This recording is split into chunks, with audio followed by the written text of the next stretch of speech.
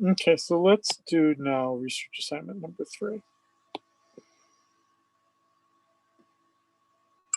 So in my opinion, um, research assignment number 3 is the hardest, and I typically think that people underestimate how difficult it is to do it well, and yet doing it well, um,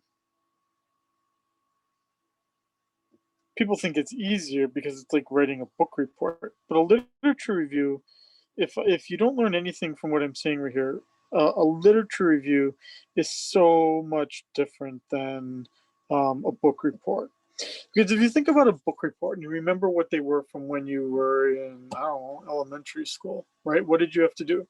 You had to say the title, right? Kind of like Reading Rainbow. The title of my book is Where the Sidewalk Ends by so and so, illustrated by so and so, and it won the Caldecott Medal, right, or whatever, right? And you give kind of the basics, and you'd say, in this 56-page book, the author begins by explaining where Steve, the protagonist, is going to encounter the hero Elijah, and the two of them are going to conquer the anti-hero Courtney in this pursuit of Claudia, the bird that soars in the sky. The sky represents our spirit as it floats, right? And so then you describe that book, and you describe the characters, and you describe the plot line, and right, and in the end, all the characters die, right? Okay. Then you say, in my second book, the Bible, right? Adam meets Eve, right? The guy eats the apple, and the world then totally sucks, right? The end. Now, I in no way connected, right, Where the Sidewalk Ends, the Tom Shedding edition, to the Bible. And so I've got these two separate books that I just did a review of that you read, but as the author of those two book reviews, I didn't do the much more difficult work, which is connecting the two. So by that I mean it would be something like, my research question is, what is the meaning of life, right? And what I would say is that I could start writing this up by saying there are several perspectives on what the meaning of life is. In the Bible, the belief is that there's this, all powerful being that is all knowing, is omnipotent and omniscient, and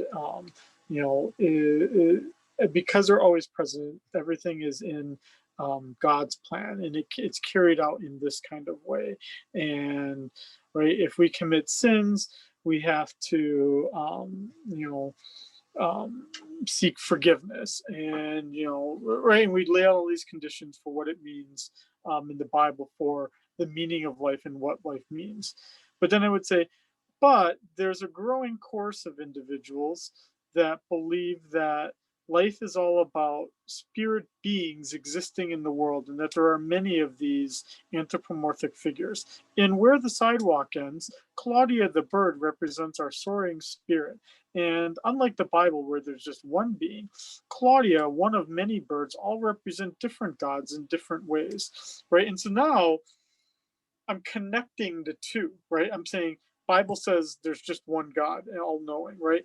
And Where the Sidewalk Ends, the Shedding version, right? Claudia the bird is a soaring spirit that doesn't know everything, but is sure trying her best, right? And this soaring spirit tries to seek forgiveness and whatever in the world.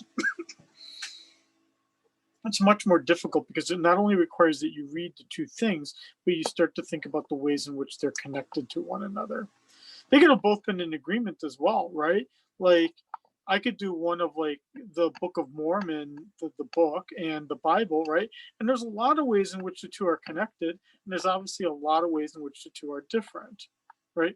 One's got that guy John Smith, walking around all the way to Utah, and in the other one, you don't even have the state of Utah.